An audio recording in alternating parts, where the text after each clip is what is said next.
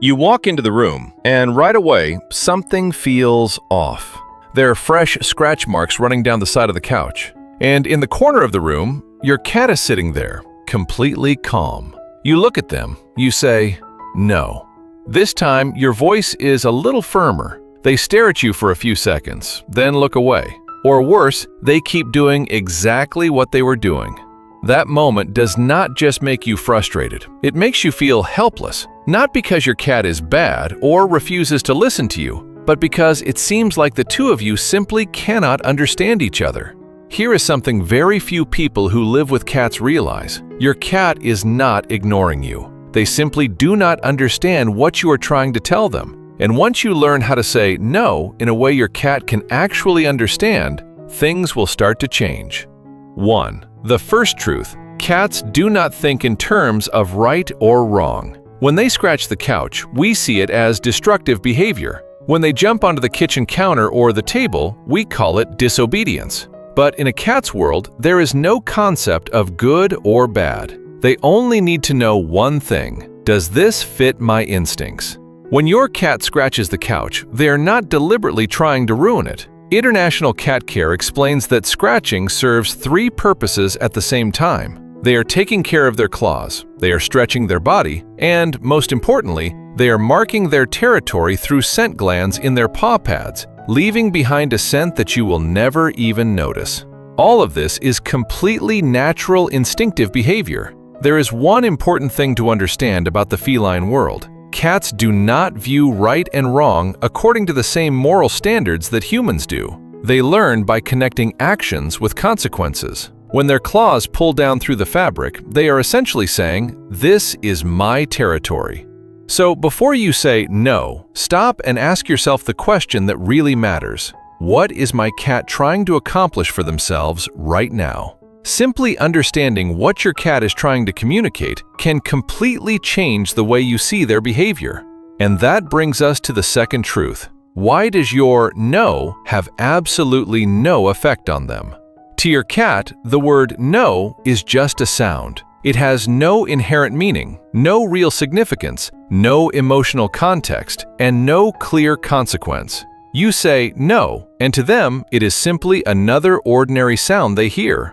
Cats learn through association. They connect an action with whatever happens immediately afterward, not with the words you say, and not with the tone of your voice. That is how the American Association of Feline Practitioners describes the process. And here is the part that surprises a lot of people. Sometimes your reaction is actually the reward. When your cat does something you do not like, you look at them, you talk to them, maybe you raise your voice, or even walk over and touch them. To you, that is simply what you need to do in the moment to correct their behavior. But to your cat, that is attention. And attention can actually feel like a reward. Without realizing it, you may be teaching them something very simple. When I do this, I get attention. So not every reaction makes a behavior stop. Sometimes, without you even realizing it, your reaction can actually reinforce the very behavior you are trying to stop. So how do you say no in a way your cat can actually understand? They cannot read your words, but they can read your signals. And the key is not the word you choose, it is how you communicate it. Start with your voice. You do not need to yell. A lower, more deliberate tone is much more effective because it creates a clear interruption in that moment. Next comes eye contact. When you look directly at your cat, you focus their attention. You let them know that this matters. And then there is a specific sound, a short, gentle hiss. In the wild, cats use this exact sound to establish boundaries. Best Friends Animal Society describes hissing as a distance-increasing signal, a way for a cat to say, "Please stop, give me some space." When you make that quick, gentle hissing sound, you are no longer just a frustrated human. You are communicating in a language your cat has understood since birth. You do not need to overuse it. You need the right signal, and you need to be consistent. But there is one more factor that most people overlook, and it changes everything: timing. Cats can only connect an action with a consequence within the first few seconds. That is the critical window. If you react immediately when the behavior happens, your cat may understand the connection. But if you discover a broken vase 10 minutes later and start yelling, they cannot connect those two events. They are not thinking, "I did something wrong."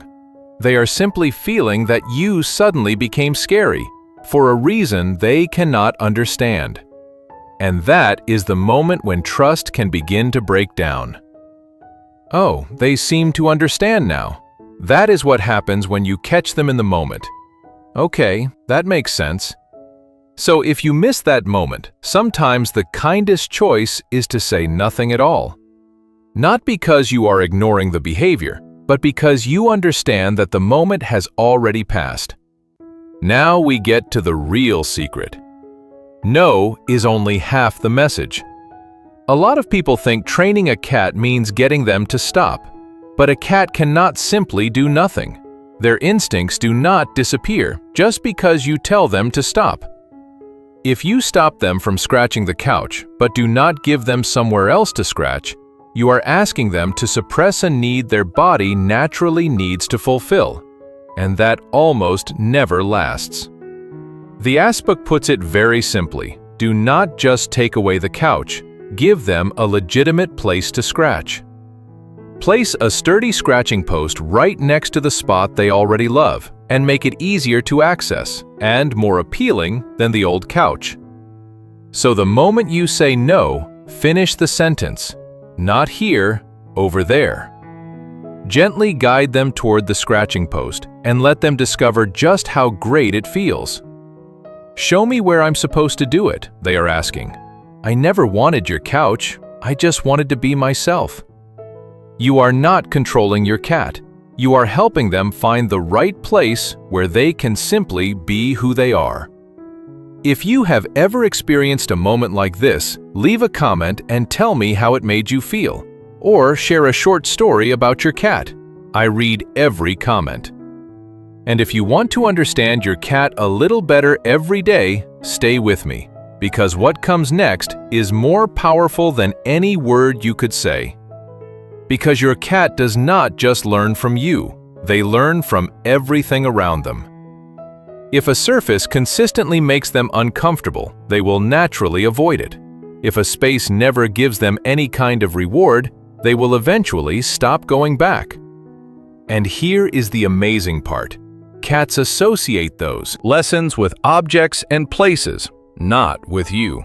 So you do not have to become the bad guy. You can still be the safe person while the environment quietly sets the boundaries. And when that happens, your cat does not just behave when you are watching, they adjust their behavior even when you are not there, because the lesson was never about being afraid of you. It was about learning what actually works. And that brings us to what truly changes a cat. Not fear, feeling. Cats do not learn well through fear. They learn best when a behavior leads to something positive.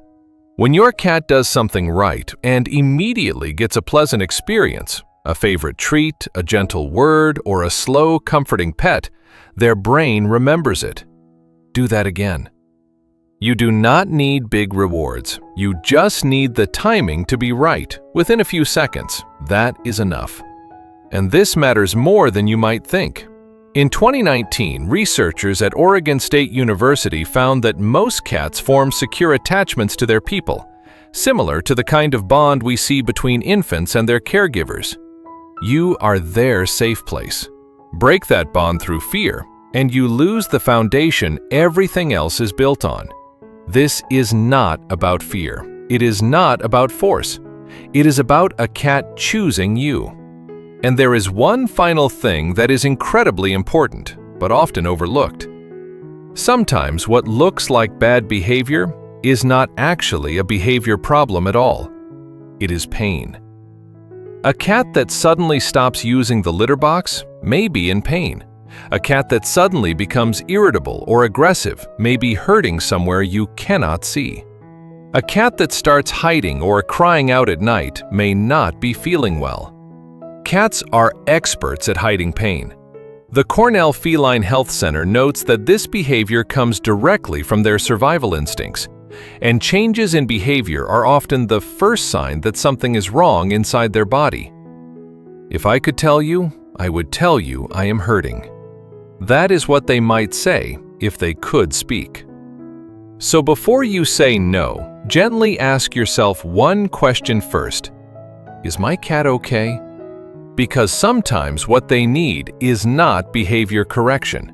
They need understanding and a trip to the veterinarian. You started this story with a question. How do I get real question? The one that could change everything is this. How well can I understand my cat so I rarely have to say that word in the first place?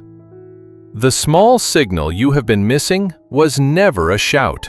It was a calm interruption, a gentle redirection toward a different behavior, a reward delivered in those crucial few seconds, communicated in their language, not yours.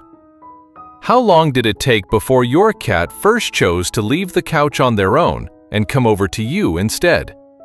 Tell me in the comments below. I would love to hear your story. Because a cat who is afraid of you only behaves when you are watching. A cat who understands you will choose to do the right thing even when you are not there. That is not obedience. That is trust. And it is something bigger, quieter, and far more meaningful.